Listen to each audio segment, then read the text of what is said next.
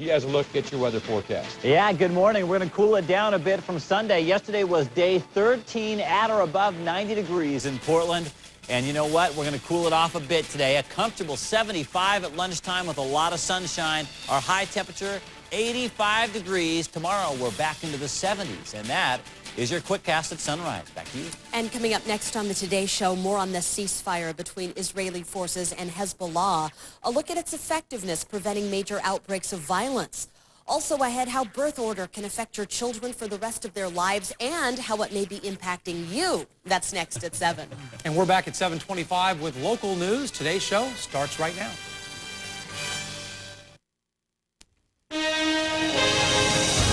Good morning. Breaking news. A UN-brokered ceasefire between Israel and Hezbollah goes into effect early this morning. Can peace hold? Cleared for takeoff. Britain downgrades its terror threat level from critical to severe today, but one official warns there is still a very serious threat of an attack.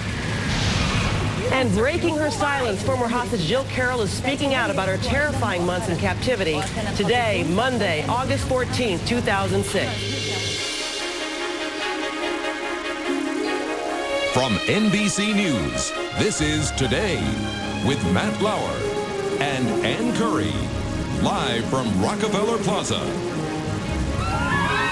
welcome today on this Monday morning. I'm Ann Curry. And I'm Lester Holt in for Matt this morning. I think it's fair to call it a fragile peace in the Mideast right now. That the UN-mandated ceasefire took effect at 1 a.m. Eastern time this morning. Hours later, however, Israeli troops fired on a group of armed Hezbollah fighters in southern Lebanon. They say the guerrillas were approaching them in a threatening way. I don't think that's a huge surprise. In the first hours of a ceasefire, we're probably going to see clashes like that. That's right, but other than that one incident so far, Lester, it's been quiet in the region with thousands of Lebanese refugees heading now back to their homes.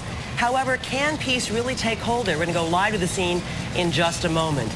Then 4 days after British authorities busted up an alleged terror plot, security is still extremely tight at U.S. airports, but those carry-on restrictions have been loosened up a little bit. We'll tell you about that.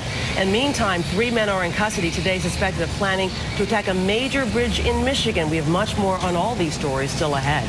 And do you remember that story of mistaken identity we told you about earlier this year? After a terrible car crash, authorities confused a young college student who survived with one who died. Even the families didn't know the truth for weeks.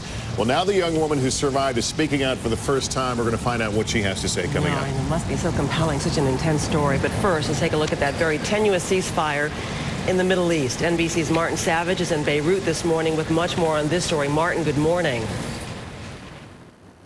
Morning, Ann. There are reports that a Hezbollah fighter has been shot dead by Israeli soldiers in what would be the first skirmish since this ceasefire began. However, the nervous truce is still holding.